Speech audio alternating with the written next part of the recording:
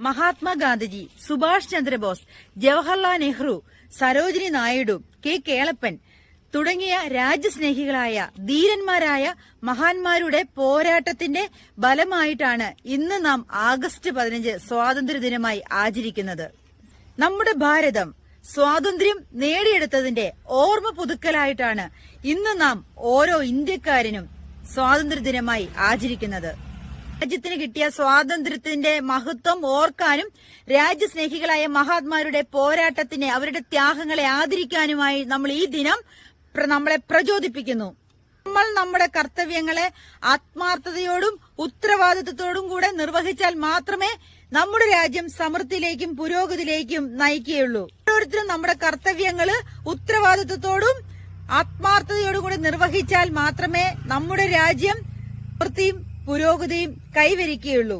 നമ്മുടെ രാജ്യത്തിന് കിട്ടിയ സ്വാതന്ത്ര്യം അത് നിലനിർത്തുക എന്നുള്ളത് നമ്മുടെ ഓരോരുത്തരുടെയും ഏറ്റവും വലിയ ഉത്തരവാദിത്തമാണ്, കടമയാണ്. നമ്മുടെ രാജ്യത്തിന്റെ സമാധാനത്തിനും ഐക്യത്തിനും വേണ്ടി നമ്മൾ ഓരോരുത്തരും ഒരുമിച്ച് പ്രവർത്തിക്കണം.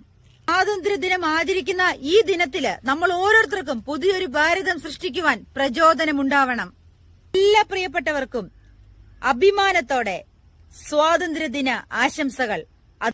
അതിനോടൊപ്പം നമുക്ക് കിട്ടിയ സ്വാതന്ത്ര്യത്തിന്റെ വില അത് മനസ്സിലാക്കുക, അത് കരുതലോടെ ശ്രദ്ധയോടെ കാത്തു സൂക്ഷിക്കുക. നമ്മുടെ പതാകയിലെ ഈ നിറങ്ങൾ പോലെ നമ്മുടെ ഓരോരുത്തരുടെയും മനസ്സ് നമ്മുടെ രാജ്യത്തോടുള്ള സ്നേഹം കൊണ്ട് നിറയട്ടെ എന്ന് ആശംസിക്കുന്നു.